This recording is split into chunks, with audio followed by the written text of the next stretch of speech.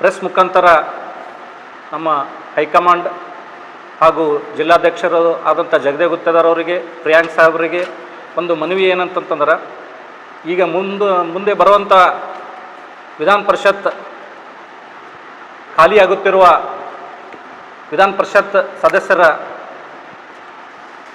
ಏನು ನಾಮನಿರ್ದೇಶಿತ ಆಗುತ್ತಿದ್ದಾರೆ, ಅದರಲ್ಲಿ ನಮ್ಮ ದಕ್ಷಿಣ ಮತಕ್ಷೇತ್ರದ ಕಾಂಗ್ರೆಸ್ ಮುಖಂಡರಾದಂಥ ಹುಲಿಗೆಪ್ಪ ಕನಕಗಿರಿ ಅವರಿಗೆ ಪರಿಗಣಿಸಬೇಕಂತೇಳಿ ಕೇಳ್ಕೊತಾ ಇದ್ದೆವು. ಅವ್ರಿಗೆ ಯಾಕೆ ಪರಿಗಣಿಸ್ಬೇಕಂತಂದ್ರೆ, ಈಗ ಖಮ್ರಾನ್ ಪಟೇಲ್ ಅವರು ಹೇಳಿದಂತೆ ಸುಮಾರು 20 ವರ್ಷದಿಂದ ಒಂದು ಕಪ್ಪು ಚುಕ್ಕೆ ಇರಲಾರ್ದಂಗೆ ಒಂದು ರಾಜಕೀಯ ಮಾಡ್ಕೊತ ಬಂದಿದ್ದಾರೆ. ಈ ಒಂದು ಹುಲಿಗೆಪ್ಪ ಕನಕಗಿರಿ ಅವರು ಎಲ್ಲ ಸಮಾಜದವರಿಗೂ ಬೇಕಾಗಿದ್ದಾರೆ ಮತ್ತು ಒಂದು ವೃತ್ತಿಯಲ್ಲಿ ಅವರು ಒಂದು ವಕೀಲರು ಆಗಿರುತ್ತಾರೆ. ಅದೇ ರೀತಿಯಾಗಿ 2010ರಲ್ಲಿ ಏನು ಕೇರಳದಲ್ಲಿ ಯುವ ಕಾಂಗ್ರೆಸ್ ಚುನಾವಣೆ ನಡೆದಿತ್ತು, ಅದರಲ್ಲಿ ಒಂದು ಜಿಲ್ಲಾ ಉಸ್ತುವಾರಿಯಾಗಿ ಹಾಗೂ ಚುನಾವಣಾಧಿಕಾರಿಯಾಗಿ ಒಂದು ಅಚ್ಚುಕಟ್ಟಾಗಿ ಕಾರ್ಯನಿರ್ವಹಿಸಿದರು. ಆ ಒಂದು ಕ್ಷೇತ್ರದಲ್ಲಿ ಈಗ ಏನು ಯುವ ಕಾಂಗ್ರೆಸ್ದಲ್ಲಿ ಅಧ್ಯಕ್ಷರಾಗಿದ್ದರು ರೋನಿಕ್ ಬೇಬಿ ಅಂತೇಳಿ, ಅವರು ಈಗ ಮೊನ್ನೆ ವಿಧಾನಸೌಧದಲ್ಲಿ ಎಲೆಕ್ಟ್ ಆಗಿದ್ದಾರೆ. ಯಾವ ಥರ ಅವ್ರಿಗೆ ಗ್ರಾಸ್ ಲೆವೆಲ್ ಯಾವ ಥರ ಮಾಡಬೇಕು, ಏನಿಲ್ಲ, ಯಾವ ಥರ ಮೆಂಬರ್ ಮಾಡ್ಬೇಕಂತೇಳಿ ಎಲ್ಲ ಹುಲಿಗೆಪ್ಪ ಕನಕಗಿರಿಯವರ ಒಂದು ಸವಿಸ್ತರವಾಗಿ ಅಲ್ಲಿ ಎಲ್ಲ ಒಂದು ಕೆಲಸ ಮಾಡಿದ್ದಾರೆ. ಅದೇ ರೀತಿಯಾಗಿ ಮೊನ್ನೆ 2023ರಲ್ಲಿ ಒಂದು ಕಾಂಗ್ರೆಸ್ ನಮ್ಮ ಜನಪ್ರಿಯ ಶಾಸಕ ಅಂತ ಅಲ್ಲಂಪ್ರಭು ಪಾಟೀಲ್ ಅವರ ಚುನಾವಣೆ ಏಜೆಂಟ್ ಆಗಿ ಕಾರ್ಯನಿರ್ವಹಿಸಿದ್ದಾರೆ. ಅದೇ ರೀತಿಯಾಗಿ 2013ರಿಂದ 2018ರವರೆಗೆ ಮಹಾನಗರ ಪಾಲಿಕೆ ಸದಸ್ಯರು ಹಾಗೂ ಆರೋಗ್ಯ ಸ್ಥಾಯಿ ಸಮಿತಿ ಅಧ್ಯಕ್ಷರು ಆಗಿದ್ದರು.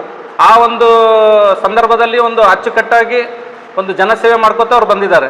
ಅದೇ ರೀತಿಯಾಗಿ ಹುಲಿಗೆಪ್ಪ ಅವರು ಒಬ್ಬರು ಒಂದೇ ಒಂದು ಜಾತಿಗೆ ಸೀಮಿತ ಅಲ್ಲ, ಅವರು ಎಲ್ಲ ಒಂದು ಸಮಾಜಕ್ಕೆ ತಗೊಂಡು ಎಲ್ಲ ಒಂದು ಕಾರ್ಯಕರ್ತರ ವಿಶ್ವಾಸ ತಗೊಂಡು ಒಂದು ಕೆಲಸ ಮಾಡ್ಕೊತಾ ಸುಮಾರು ಒಂದು 20 ವರ್ಷದಿಂದ ಕಾಂಗ್ರೆಸ್ದಲ್ಲಿ ಮಾಡ್ಕೋತ ಬಂದಿದ್ದಾರೆ.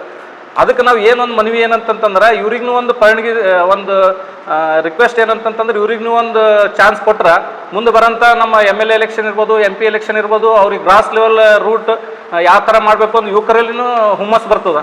ಯಾಕಂತಂದ್ರೆ ಒಂದು ಈಗ ಏನಾಗ್ತದೆ, ಚೇಂಜಸ್ ಏನಾದರೂ ಯುವಕರಲ್ಲಿ ಏನು ಚೇಂಜಸ್ ಆಗ್ಬೇಕಂತಂದ್ರೆ ಇಂಥ ಒಂದು ಪ್ರತಿಭಾವಂತ ಇಂಥ ಒಂದು ಗ್ರಾಸ್ ಲೆವೆಲ್ ಲೀಡರ್ಗಳಿಗೆ ನಾವು ಏನನ್ನು ಮುಂದೆ ತಂದೇವತ್ತಂದ್ರೆ ಒಂದು ನಮ್ಮ ಪಕ್ಷಕ್ಕೂ ಒಂದು ಹೆಲ್ಪ್ ಆಗ್ತದೆ.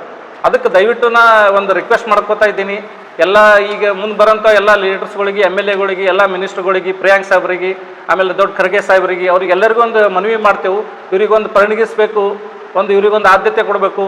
ಅದು ಕೊಟ್ಟರಂತಂದ್ರೆ ಯುವಕರಲ್ಲಿ ಒಂದು ಹುಮ್ಮಸ್ಸು ಬರ್ತದೆ ಅಂತ ಕೇಳ್ಕೊತಾ ಇದ್ದೇವೆ. ಅದೇ ರೀತಿಯಾಗಿ ಈಗ ಮುಂದೆ ಬರೋಂಥ ಈಗ ಏನು ನಮ್ಮ ದಕ್ಷಿಣ ಮತಕ್ಷೇತ್ರ ಶಾಸಕರಂತ ಅಲ್ಲಂಪ್ರಭು ಪಾಟೀಲ್ ಅವರಿಗೆ ಏನು ಮನವಿ ಅಂತಂತಂದ್ರೆ, ಈಗ ಮುಂದಿನ ದಿವಸದಲ್ಲಿ ಎಲ್ಲ ನಮ್ಮ ನಿಗಮ ಮಂಡಳಿ ಸದಸ್ಯರು ಮಾಡ್ಬೇಕಂತ ಕೇಳ್ಕೊತಾ ಇದ್ದೇವೆ. ಯಾಕಂದ್ರೆ ಈಗ ಉಳಿದಿದ್ದು 2 ವರ್ಷ ಉಳಿದದ, ಅದರಲ್ಲಿ ಕಾರ್ಯಕರ್ತರು ಯಾಕಂತಂತಂದ್ರೆ ಬೇಜಾರಾಗಬಾರ್ದು.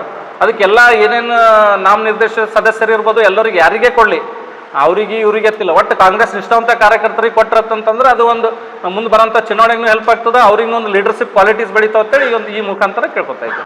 ಈಗ ನೋಡ್ರಿ, ಮೊನ್ನೆ ತಾನೇ ಪ್ರಿಯಾಂಕ್ ಖರ್ಗೆ ಸಾಹೇಬ್ರು ಒಂದು ಮೃಗಾಲಯ ಓಪನಿಂಗ್ ಮಾಡಿದವರು. ಈ ಹೈದರಾಬಾದ್ ಕರ್ನಾಟಕದಾಗೆ ಆ ಥರ ಒಂದು ಏನು ನಮಗೆ ನಾಯಕರು ಪ್ರಿಯಾಂಕ್ ಸಾಹೇಬ್ರು ಸಿಕ್ಕಾರ, ಅವ್ರದ್ದೆಲ್ಲ ದೂರದೃಷ್ಟಿ ಅದ.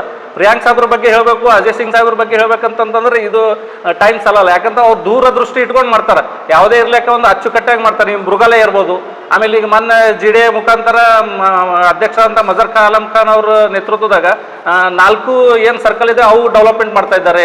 ಮತ್ತು ಸ್ಮಶಾನ ಭೂಮಿ 18 ಸೌತ್ ನಾರ್ತ್ ಕಲ್ತ್ 18 ಸ್ಮಶಾನ ಭೂಮಿ ಇಂಪ್ರೂವ್ಮೆಂಟ್ ಮಾಡ್ತಾ ಇದ್ದಾರೆ. ಮತ್ತೆಲ್ಲ ಗಾರ್ಡನ್ಗಳು ಇಂಪ್ರೂವ್ಮೆಂಟ್ ಮಾಡ್ತಾ ಇದ್ದಾರೆ. ಅಂದ್ರೆ ದೂರದೃಷ್ಟಿ ಇಟ್ಕೊಂಡು ಅವ್ರು ಕೆಲಸ ಮಾಡ್ತಾರೆ.